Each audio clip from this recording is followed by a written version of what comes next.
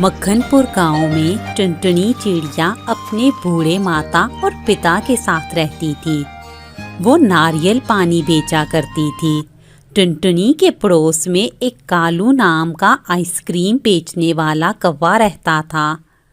वो टुनटुनी चिड़िया के नारियल पानी बेचने पर हंसता था। भला ये नारियल पानी भी कोई खाने या पीने वाली शय है? मुझे पूरा यकीन है कि थोड़े दिनों में जब कोई इसका नारियल पानी नहीं लेगा तो ये मेरी देखा देखी आइसक्रीम बेचने लगेगी, क्योंकि आइसक्रीम तो फिर आइसक्रीम है। हर दिन सुबह होते ही टुनटुनी चिड़िया अपने माता पिता का आशीर्वाद लेकर नारियल पानी बेचने को निकल जाती थी। ताजा ताजा नारियल पानी ले लो, मीठा मीठा नारियल पानी ले लो, सेहत के लिए सबसे ज्यादा फायदेमंद ताजा ताजा नारियल पानी ले लो। अरे टुनटुनी बहन, जरा एक नारियल पानी तो देना। जब तक मैं तुम्हारे हाथ का नारियल पानी नहीं पी लूं, मेरा तो दिन ही शुरू नहीं होता।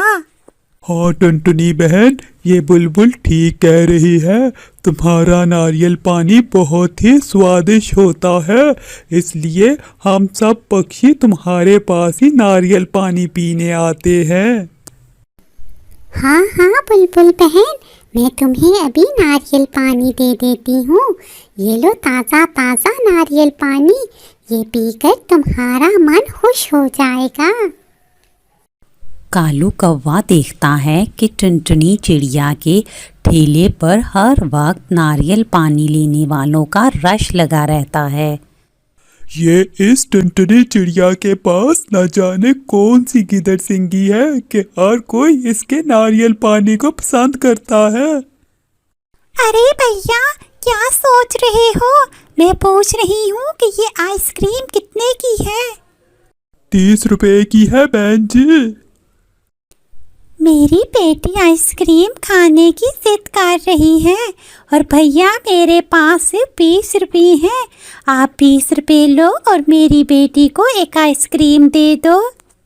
चलो हटो यहाँ से, मेरे पास कोई 20 रुपए वाली आइसक्रीम नहीं है। जबकि दूसरी तरफ टुनटुनी चिड़िया के सारे नारियल पानी थोड़ी ही देर में बिक जाते हैं और वो खुशी खुशी घर आ जाती है। माँ, आज तो मेरा दिन बहुत अच्छा गुजरा है। मेरे सारे नारियल पानी थोड़ी ही देर में बिक गए थे। टुनटुनी चिड़िया का खुशहाल परिवार देखकर कालू को बहुत जलन होती है।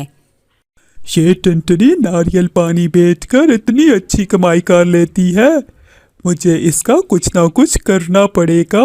आज रात मैं इसके नारियल और ठेला दोनों गायब कर दूंगा, फिर देखता हूँ ये टुनटुनी कैसे खुश रहती है। फिर रात होते ही कालू कौवा टुनटुनी चिड़िया के नारियल और ठेला चुरा कर ले जाता है। सुबह होते ही जब टुनटुनी चिड़िया अपने घर के बाहर आती है तो वो देखती है कि उसके नारियल और ठेला गायब हैं।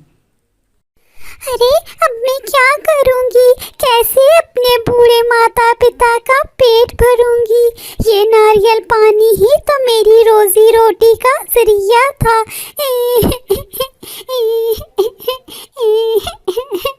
फिर वो उदास अपने घर के बाहर बैठ जाती है। कालू कौवा टुनटुनी चिड़िया को उदास देखकर बहुत खुश होता है। इसी तरह सारा दिन गुजर जाता है। टुनटुनी चिड़िया अपने घर के बाहर उदास बैठी हुई होती है कि अचानक एक पक्षी का वहाँ से गुजर होता है और वो एक नारियल का पौधा उसके पास फेंककर आगे चला जाता है। टुनटुनी चिड़िया उस नारियल के पौधे को देखकर बहुत हैरान होती है। अरे ये तो नारियल का पौधा है और ये कितना सुंदर है। मैं इसको अभी अपने घर के बाहर आंगन में दबा देती हूँ, लेकिन ये मेरी मदद कैसे करेगा? ये तो बहुत अरसे के बाद जाकर बड़ा होता है। फिर वो उस नारियल के पौधे को अपने आंगन में दबा देती है। अगली सुबह जब वो सोकर उठती है तो देखती है कि नारियल का पौधा बहुत बड़ा हो चुका है और उसके साथ बहुत ज़्यादा नारियल लगे हुए हैं। वो ये देखकर बहुत खुश हो जाती है। अरे वाह, ये पौधा तो एक ही दिन में बड़ा हो गया है और उसके साथ कितने ढेर सारे नारियल लगे हुए हैं।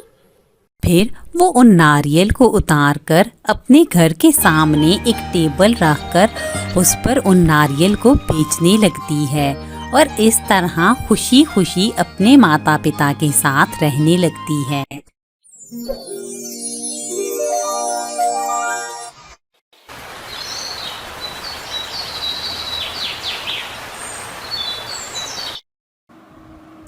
ढोलकपुर के जंगल में कालू कौवा आलू के पकोड़े बेचा करता था। आलू पकोड़े ले लो, आलू पकोड़े की प्लेट ले लो, आलू पकोड़े की प्लेट ले लो। जंगल में रहने वाले सारे पक्षियों को उसके बने हुए आलू पकोड़े बहुत पसंद थे। एक दिन जब कालू कौवा अपना काम खत्म करके घर जाता है तो उसकी पत्नी टुनटुनी कहती है, ये क्या जी, आज आप इतनी जल्दी घर आ गए? हाँ हाँ भगवान, आज आलू के सारे पकोड़े बहुत जल्दी बिक गए और आलू भी खत्म हो गए हैं, इसलिए अब मैं बाजार से आलू लेने जा रहा था। सोचा घर से भी होता हुआ जाऊं। डैडी डैडी, मेरे लिए आते वक्त जलेबियां लाजमी लेकर आना। हाँ हाँ बेटा, जरूर लेकर आऊंगा। अच्छा, अब मैं चलता हूँ। फिर कालू कौवा बाजार में आलू खरीदने चला जाता है। भाई, ये आलू किस तरह किलो दे रहे हो? अरे ये आलू तो 300 रुपए किलो हैं। अरे बाप, ये आलू तो बहुत महंगे हैं। ये 300 रुपए किलो कब हो गए? अगर इतने महंगे लग रहे हैं भाई साहब तो कोई और सब्जी ले लो। ऐसे भी पूरे बाजार में सिर्फ एक मैं हूँ जो 300 रुपए किलो दे रहा हूँ। बाकी सब पक्षी तो 350 रुपए पर किलो दे रहे हैं। फिर कालू कौवा 1 किलो आलू लेकर घर आ जाता है। ये क्या जी, आप आज इतने थोड़े से आलू क्यों लेकर आए हैं? क्या आपने दोबारा कल बाजार जाना है? नहीं नहीं भगवान, बाजार में आलू बहुत महंगा था, 300 रुपए किलो बिक रहा था, इसलिए मैं बस 1 किलो ही घर लेकर आया हूँ। आप ऐसा करें जी, कल से पकौड़ों की प्लेट भी महंगी कर दें। आलू जो महंगा हो गया है। हाँ हाँ, मैं भी यही सोच रहा था कि मैं भी कल से पकोड़ों की प्लेट 50 रुपए की दूंगा। फिर अगले ही दिन से कालू कौवा पकोड़ों की प्लेट 50 रुपए की कर देता है। आलू पकोड़े ले लो, 50 रुपए की आलू पकोड़े की प्लेट ले लो, 50 रुपए की आलू पकोड़े की प्लेट ले लो। लेकिन कोई भी पक्षी कालू कौवे के पकोड़े नहीं खरीदता। इस तरह कई दिन गुजर जाते हैं। ऐसा कब तक चलेगा जी? अगर आप रोजाना सारे पकोड़े घर ही ले आएंगे तो हमारा घर का खर्च कैसे चलेगा? क्या करूं टुनटुनी, मैं खुद भी बहुत परेशान हूँ। कोई भी पक्षी 50 रुपए की पकोड़े की प्लेट नहीं लेता। अजी मैं सोच रही थी हमारी कट्टो किस दिन काम आएगी। कल जब मैं कट्टो को दाना चुगने देख रही थी तो मेरे ज़हन में ख्याल आया कि क्यों ना हम अंडों के पकोड़े बनाकर बेचना शुरू कर दें। लेकिन टुनटुनी, हम इतने अंडे कहाँ से लेकर आएंगे? और क्या हमारी कट्टो रोज इतने अंडे देती है कि हम अंडे वाले पकोड़े बनाकर बेच सके? हमारी कट्टो रोजाना 3 अंडे देती है और हमारा गुजारा आसानी से हो जाएगा। अभी आप चल कर देखें, हमारी कट्टो ने अंडे दिए होंगे। वो दोनों जाकर देखते हैं तो उनके कट्टों ने वाकई में 3 अंडे दिए होते हैं।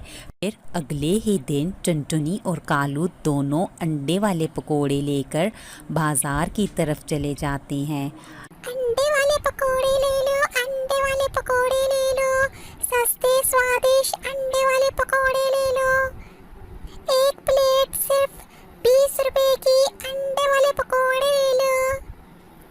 टुनटुनी, अंडे वाले पकोड़ों की एक प्लेट चटनी के साथ कितने की है? बुलबुल बहन, हमने प्लेट अब सस्ती कर दी है, अब चटनी के साथ सिर्फ 20 रुपए की प्लेट है। हाँ हाँ बुलबुल बहन, टुनटुनी के हाथ के अंडे के पकोड़े खा कर तो देखो, तुम्हें स्वाद आ जाएगा। अंडे वाले पकोड़े तो बहुत ही मजे के बने हैं। टुनटुनी, मुझे एक और प्लेट भी देना। तरह सारे पक्षियों को टुनटुनी चिड़िया के अंडे वाले पकोड़े बहुत पसंद आते हैं और इस तरह उन दोनों का काम फिर से शुरू हो जाता है और वो सब हंसी खुशी रहने लगते हैं।